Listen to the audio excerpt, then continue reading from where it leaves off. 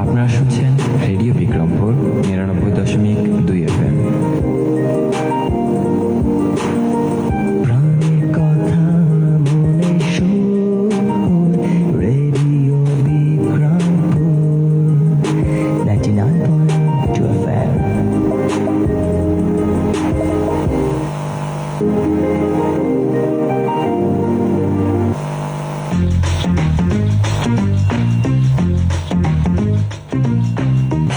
আসসালামু আলাইকুম, শুভ সন্ধ্যা।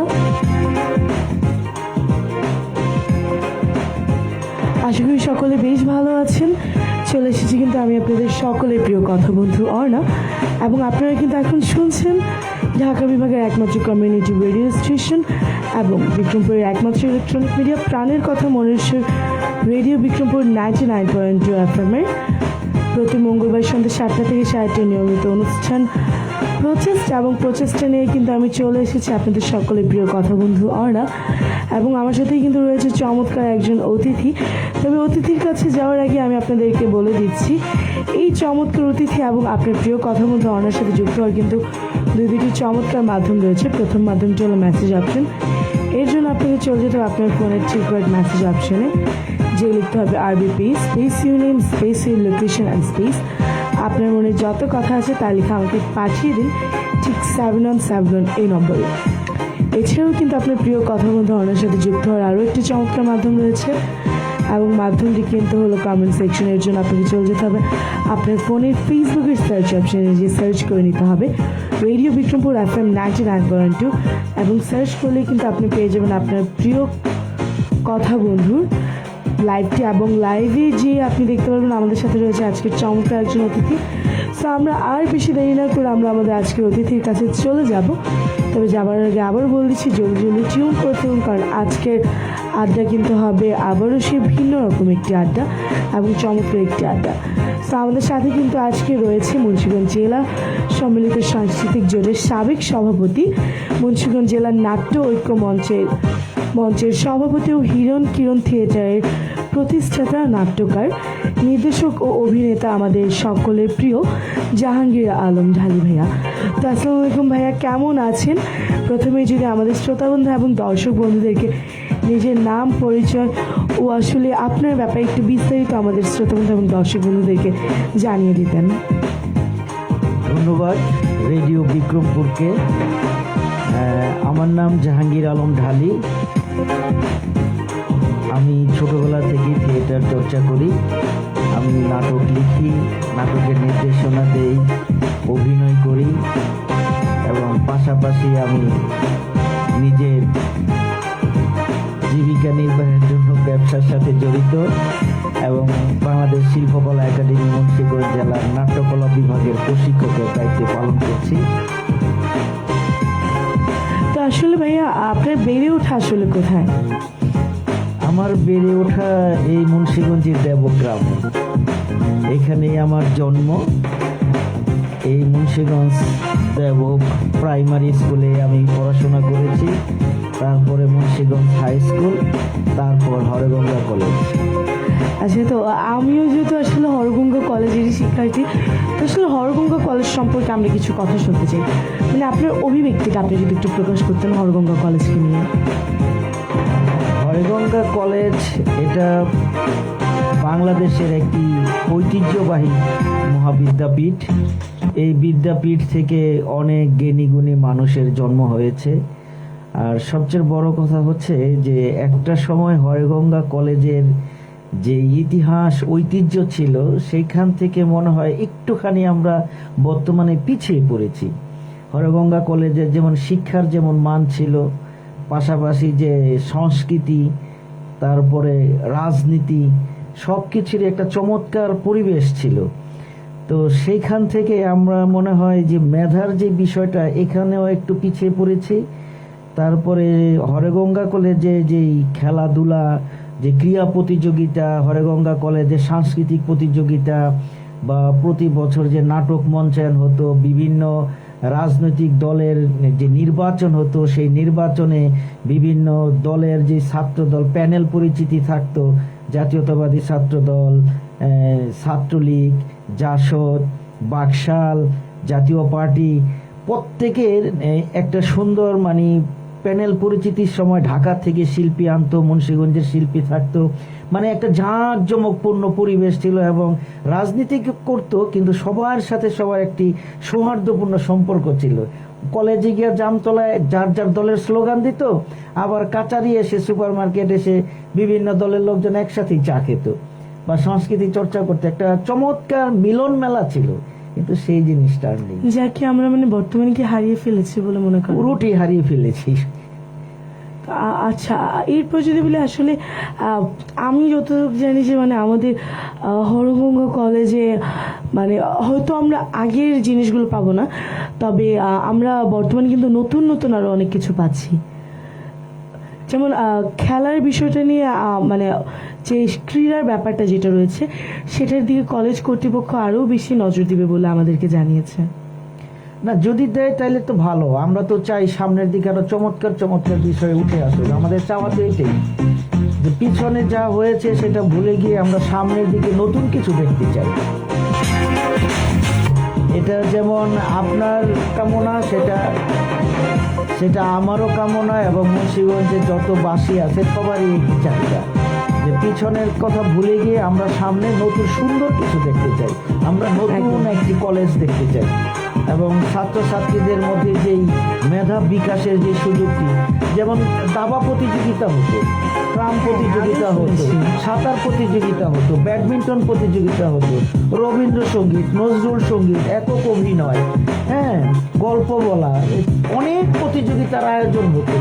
সেখানে একটা চমৎকার মিলন মেলা ছিল। এখন হচ্ছে না বললে তো এটা ভুল হবে, কিন্তু ওই প্রতিযোগিতাটার মধ্য দিয়ে যে একটা অন্যরকম পরিবেশ, সেটা হচ্ছে না। তো এরপরে আসলে আমি ভাইকে যেটা বলবো যে ভাইয়া যেহেতু আমাদের শিল্পাঙ্গনের সাথে জড়িত রয়েছেন, তো আসলে শিল্পাঙ্গন নিয়ে এই পর্যন্ত আসলে কি কি কাজ করা হয়ে উঠেছে আপনার? আমি আসলে ছোটবেলা থেকেই এই জগৎটায় এসেছি। আমার যে হিরণ কিরণ থিয়েটার, যাদের নামে এই দলটি হিরণ কিরণ, এই দুইজন ছিল আমার আপন বড় ভাই। তারা মারা গেছেন, পৃথিবীর মায়া ত্যাগ করে চলে গেছে না ফেরার দেশে। তা আমি তাদের ছোট ভাই, তো তাদের হাত ধরেই আমি এই জগতে এসেছি।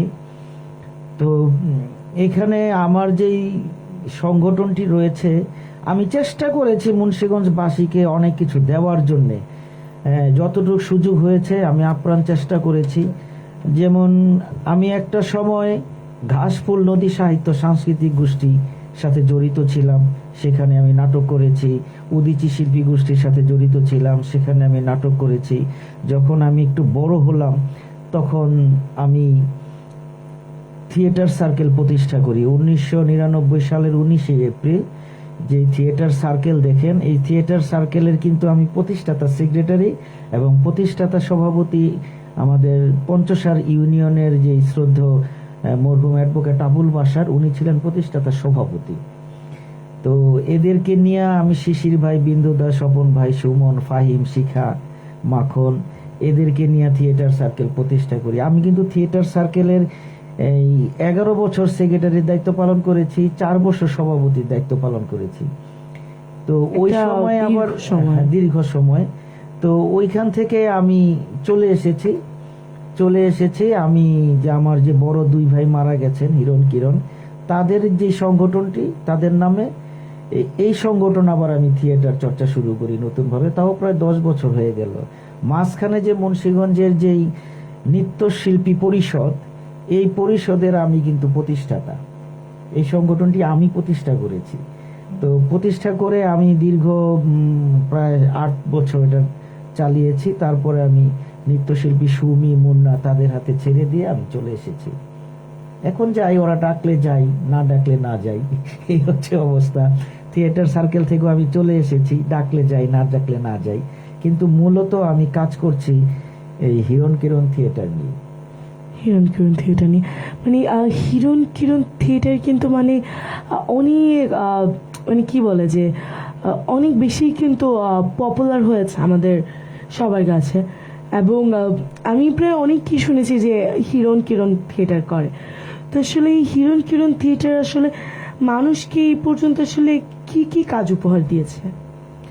হিরণ কিরণ থিয়েটার আসলে এটা মূলত ছিল হচ্ছে আপনার হিরণ স্মৃতি সংসদ।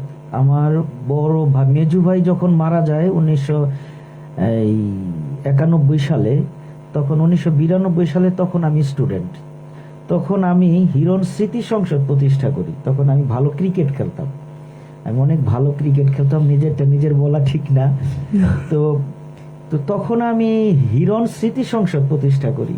তার 4 বছর পরে যখন আমার বড় ভাই মারা গেল, কিরণ ভাই, তখন এটার নাম হয়ে যায় হিরণ কিরণ স্মৃতি সংসদ। তখন এই সংগঠন থেকে আমি বিভিন্ন টুর্নামেন্টে অংশগ্রহণ করতাম, বিভিন্ন টুর্নামেন্ট ছাড়তাম।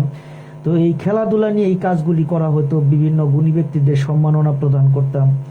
তো যখন আমি থিয়েটার সার্কেল থেকে চলে আসি, আজ থেকে প্রায় 10 বছর আগে, তখন আমি এই দলটাকে নিয়েই কাজ শুরু করি, হিরণ কিরণ স্মৃতি সংসদ নামে নাট্যচর্চা শুরু করি। যখন আমি বাংলাদেশ গ্রুপ থিয়েটার ফেডারেশনে সদস্য পদের জন্য আবেদন করি, তখন সেক্রেটারি জেনারেল আক্তার ভাই বলল যে কাজ করো, এই স্মৃতি সংসদটা বাদ দিয়ে দাও, হিরণ কিরণ থিয়েটার দিয়ে দাও, এই নামে আবেদন করো। তখন এই নামে আবেদন করি, তো এই নামে আমি সদস্য পদ পাই। তো সেখান থেকে হিরণ কিরণ থিয়েটার হয়ে যায় আর কি। তো এই হিরণ কিরণ থিয়েটার থেকে আমি অসংখ্য নাটক মুন্সিগঞ্জবাসীকে উপহার দিয়েছি। মঞ্চ নাটক দিয়েছি, পথনাটক দিয়েছি, মূকাভিনয় দিয়েছি। তারপরে এখান থেকে এই হিরণ কিরণ থিয়েটার মুন্সিগঞ্জের সীমানা পেরিয়ে বাংলাদেশের বিভিন্ন জেলার সীমানা পেরিয়ে বাংলাদেশের প্রত্যন্ত অঞ্চলও আমি নাটক করেছি। এবং এই হিরণ কিরণ থিয়েটার শুধু এখানে সীমাবদ্ধ রাখিনি, আন্তর্জাতিক অনেক বড় বড় নাট্য উৎসবে হিরণ কিরণ থিয়েটার অংশগ্রহণ করেছে। সেই ভারতের দিল্লি, ভারতের উড়িষ্যা, কলকাতা, বিহার, মুর্শিদাবাদ, তারপরে আপনার ভোপাল মধ্যপ্রদেশ, তারপরে নেপালের কাঠমান্ডু, পোখরা, শ্রীলঙ্কায়, মানে বিভিন্ন দেশে হিরণ কিরণ সেখানে যে নাটক মঞ্চন করেছে। এই যে রিসেন্টলি আমি এই আজকে 7 দিন হয়েছে আমি দেশে ফিরেছি, সেখানে এই লালাওয়ালা 5ম আন্তর্জাতিক নাট্য উৎসবে আমি অংশগ্রহণ করেছি। সেখানে আপনার পৃথিবী থেকে 12টা দেশ অংশগ্রহণ করেছে। সেখানে প্রত্যেকটা দেশ একটি করে নাটক মঞ্চন করেছে, কিন্তু আমার নাটক প্রথম শো দেখে তারা সন্তুষ্ট হয়ে পুনরায় আবার আমাকে আরেকটি শো করার অনুরোধ করেছে। তারপর আমি সেই অনুরোধ রেখেছি, আমি একমাত্র 2টি শো করেছি। এটা মনে করি আমার জন্য একটা বিশাল সৌভাগ্য। 12টা দেশের মধ্যে একমাত্র আমার নাটক দুইবার মঞ্চন হয়েছে। মানে খুবই চমৎকার একটি ব্যাপার। এবং আসলে এটা আসলে আমাদের বাংলাদেশের জন্য একটা গর্বের ব্যাপার। না, তা তো অবশ্যই। কারণ আর সবচেয়ে বড় বিষয় হচ্ছে যে ওইখানে একটা সিস্টেম, যে একটি দেশের পরিচিতি তুলে ধরবো, তারা মঞ্চে গিয়ে দাঁড়াবে, জাতীয় পতাকাটা নিয়ে সামনে দাঁড়াবে, তারপরে ওই দেশের জাতীয় সঙ্গীত বাজবে, সমস্ত দেশ এবং অডিয়েন্স দাঁড়িয়ে সে সম্মানটা জানাবে। তো আমার বেলাও তাই হয়েছে। আমি এটা ফেসবুকে দিয়েছি, হয়তো বা আমার আইডিতে ঢুকলে দেখতে পারবেন সরাসরি, যে আমরা জাতীয় পতাকা নিয়ে দাঁড়িয়েছি, আমার সোনার বাংলা গানটি পরিবেশন হচ্ছে, সমস্ত শিল্পী দাঁড়িয়ে আমার পতাকাকে সম্মান জানাচ্ছে। এর চেয়ে বড় পাওয়া কি হতে পারে আমার মতো একটা ছোট্ট মানুষ? খুব গর্বের একটা বিষয়। এবং তখন আসলে একদম অন্যরকম একটা ভালো লাগা কাজ করে, যেটা আসলে মানে সত্যি ভাষায় প্রকাশ করার মতো না। এবং আমি এরপর ভাইয়াকে যে প্রশ্ন করবো, যে ভাইয়া আমাদের যেহেতু মুন্সিগঞ্জ জেলার নাট্য ঐক্য মঞ্চের সভাপতি বর্তমানেও ভাইয়া যেটা রয়েছেন, তো আসলে আপনাদের সেখানে কাজটা কি? আসলে আপনাদের ভিশনটা কি, উদ্দেশ্য কি কাজের? আমাদের ভীষণটা হচ্ছে যে নাট্য ঐক্য মঞ্চের মূল উদ্দেশ্যটা হচ্ছে, যেমন একক একটা সংগঠন অনেক সময় অর্থের অভাবে বা কর্মীর অভাবে অনেক কাজ করতে পারে না। যেমন আমরা যেহেতু এই ঐক্য মঞ্চটা করেছি, এখান থেকে দেখা যায় আমরা একটা মেকআপের উপরে একটা ওয়ার্কশপ করলাম। নাটকে রূপসজ্জার দরকার পড়ে, তখন প্রত্যেক দল থেকে আমরা 2জন 3জন করে নিয়ে একটা ঢাকা থেকে একজন মেকআপ আর্টিস্ট এনে তার মাধ্যমে 7 দিন ব্যাপী একটা কর্মশালা করলাম। সেখান থেকে দেখা গেল যে আমাদের কিছু মেকআপ শিল্পী তৈরি হলো। এটা করা যায়, এটার একটা উদ্দেশ্য আছে এবং করেছিও আমরা। আবার দেখা যায় একটি নাট্য কর্মশালা, ঢাকা থেকে বড় মাপের অনেক ওস্তাদ আছে, নাটকের অভিজ্ঞ লোক আছে, বিভিন্ন ঢাকা ইউনিভার্সিটি, তারপরে জাহাঙ্গীরনগর ইউনিভার্সিটি, জগন্নাথ ইউনিভার্সিটি থেকে নাট্যকলা বিভাগে যারা মাস্টার্স করে বের হয়েছে, তাদের মতো একজন দক্ষ লোক এনে আমরা 7 দিন ব্যাপী 5 দিন ব্যাপী একটা ওয়ার্কশপ করলাম। তখন আমাদের বিভিন্ন সংগঠন থেকে 10জন করে আসলে দেখা গেল যে তারা অনেক কিছু শিখতে পেল। তারপরে দেখা যায় যে আমরা তাল যন্ত্রের উপরে একটা ওয়ার্কশপ করলাম, সেট কিভাবে নির্মাণ, লাইটের উপরে একটা ওয়ার্কশপ করলাম। যেমন আমার দলের নাটক হচ্ছে, তো আমার আরেক দল থেকে আরেকজনকে দাওয়াত করে আনতে হয় যে ভাই আমার নাটকের লাইট ডিজাইনটা করে দিয়ে যান বা আমার সেট ডিজাইনটা করে দিয়ে যান। তখন আসে করে দিয়ে যায় বা কিছু সম্মানীয় দিতে হয়। তো যখন আমি নিজে শিখে ফেলবো তখন তো আমার আরেকজনের ধারস্থ হতে হবে না, তখন আমার দলের নাটকের লাইট ডিজাইন আমি করলাম, সেট ডিজাইন আমি করলাম, পোশাক কস্টিউম ডিজাইন আমি করলাম। এই ধরনের ওয়ার্কশপগুলি আমরা বেশি বেশি করে আমার নিজের জেলাকে সমৃদ্ধ করব, এটি মূল উদ্দেশ্য। তো আপনার আসলে আপনাদের উদ্দেশ্যে কতটুকু সফল ভাইয়া? আসলে আমি তো যখন এর আগে দায়িত্বে ছিলাম আমি মেকআপের উপরে ওয়ার্কশপ করিয়েছি, তারপরে নাটকের উপরে ওয়ার্কশপ করিয়েছি, মোকাবিনের উপরে ওয়ার্কশপ করিয়েছি। আমরা মোটামুটি সফল, কিন্তু আমি আবার অনেক দিন পরে সভাপতির দায়িত্ব পেলাম। তো আমি তো জোটের সভাপতি ছিলাম, তো জোটের সভাপতি থাকা অবস্থায় রিসেন্টলি 1 মাস আগে কমিটি হয়েছে, সেই কমিটিতে আমাকে সবাই সভাপতি নির্বাচিত করেছে। তো এখন কমিটি হওয়ার পরেই তো আমি নেপাল চলে গেলাম দল নিয়ে, সেখানে 7 দিন ছিলাম, আসা যাওয়ায় 2 দিন 9 দিন পার হয়ে গেছে। তো এখন আসছি, এখন আমাদের একটা চিন্তা ইন ফিউচার আমরা কি কি পেতে চলেছি ভাইয়া এখানে?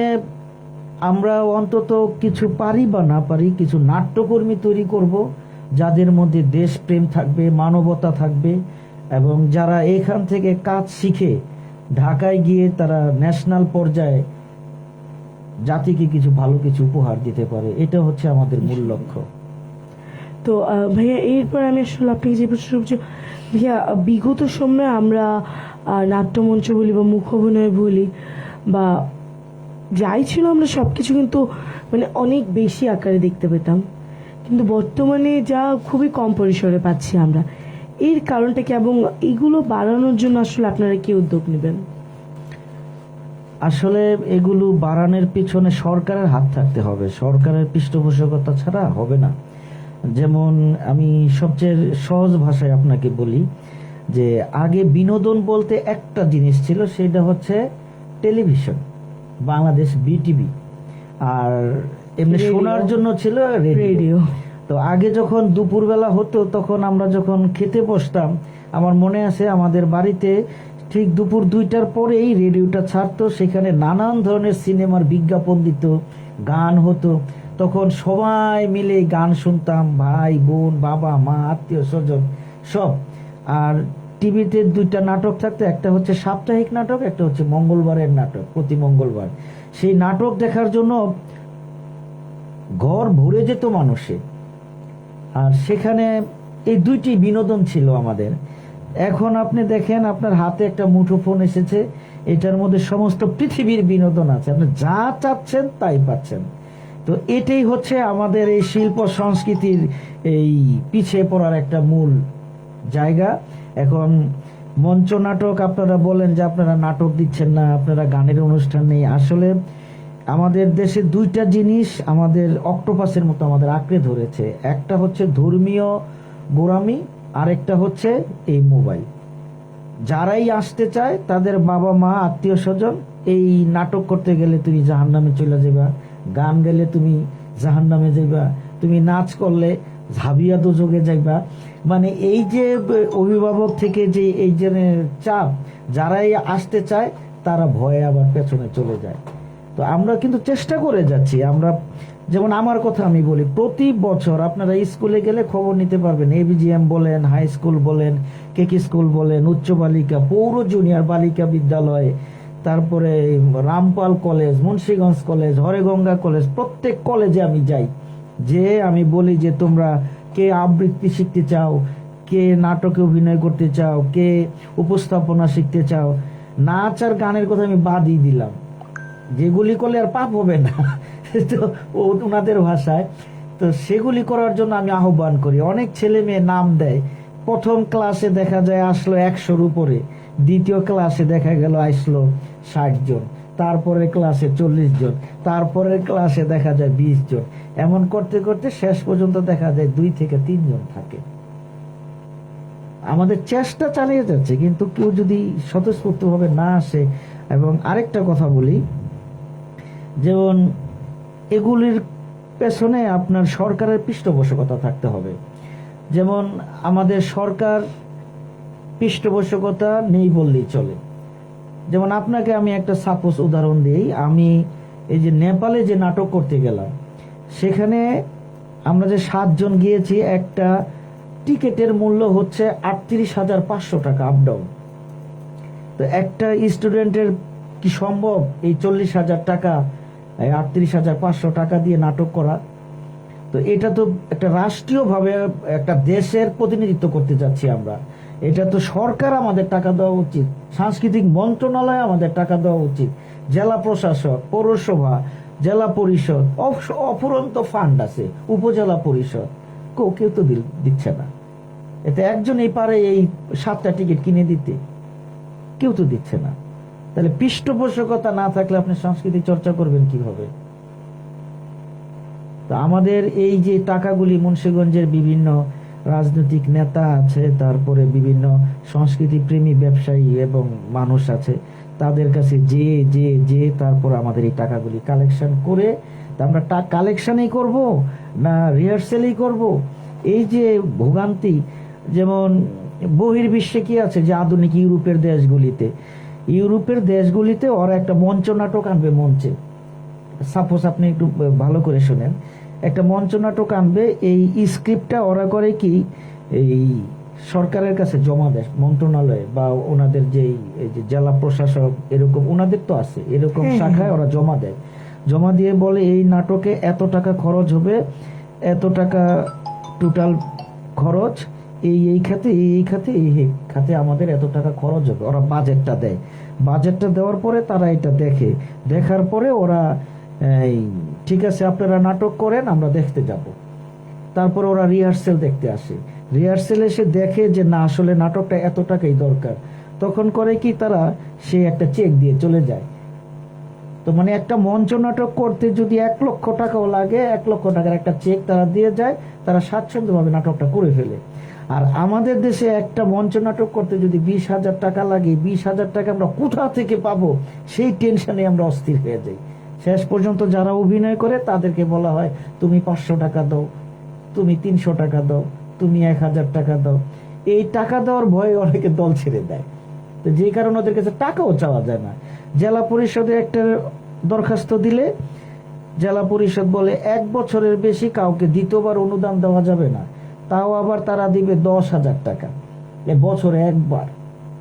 পৌরসভায় গেলে তাদের সর্বোচ্চ টাকার পরিমাণ হচ্ছে 10,000 টাকা, তাও দিবে কি দিবে না এটা নির্ভর করবে আপনার জেলা পৌরসভার মেয়রের উপরে বা প্রশাসক যারা আছে তাদের উপরে, তাদের সদ ইচ্ছার উপরে নির্ভর করবে দিবে কি দিবে না।